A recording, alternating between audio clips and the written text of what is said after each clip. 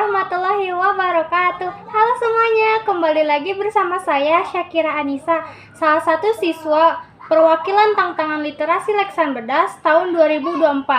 Kali ini di tantangan bulan April, yaitu mendongeng, saya akan membawakan dongeng yang saya ambil dari salah satu buku yang berjudul Kumpulan Dongeng Anak Sedunia, yang ditulis oleh Tira Ikra Negara, diterbitkan oleh Dua Media, dan tebal halaman 128.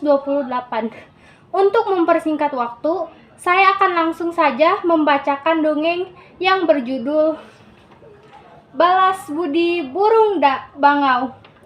Dahulu kala, di tempat Jepang, hidup seorang pemuda bernama Yosaku yang bekerja mengambil kayu di gunung dan menjualnya ke kota. Uang dari hasil penjualan kayu itu selalu dibelikan makanan oleh Yosaku terus seperti setiap harinya. Hingga ada suatu hari ketika ia berjalan pulang dari kota, melihat sesuatu yang menggelempar di atas salju. Setelah didekatinya, ternyata seekor burung bangau yang terjerat di perangkap sedang meronta-ronta. Yosaku segera melepaskan perangkap itu dari tubuh bangau.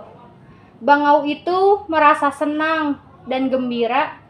Lalu bangau berputar-putar di atas kepala Yosaku beberapa kali sebelum terbang ke angkasa.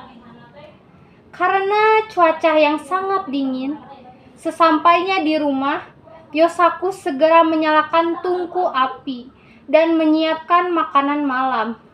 Saat itu, terdengar ketukan pintu di luar rumah. Ketika pintu dibuka, tampak ada seorang gadis yang sedang berdiri di depan pintunya. Kepalanya yang dipenuhi dengan salju. Lalu, Yosaku berkata, "Masuklah, Nona. Pasti kedinginan. Silahkan hangatkan badanmu di dekat tungku," ujar Yosaku.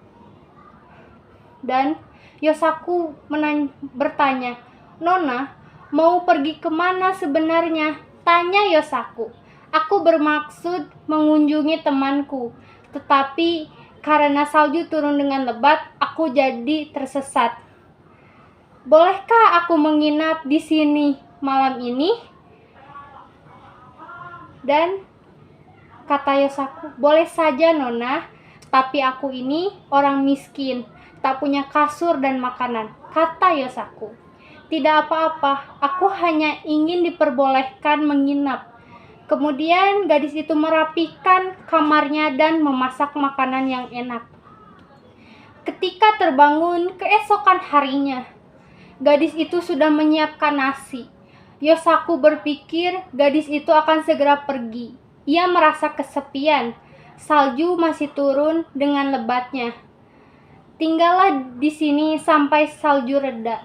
Setelah 5 hari berlalu, salju mereda. Gadis itu berkata kepada Yosaku, "Jadikan aku sebagai istrimu, dan biarkan aku tinggal terus di rumah ini."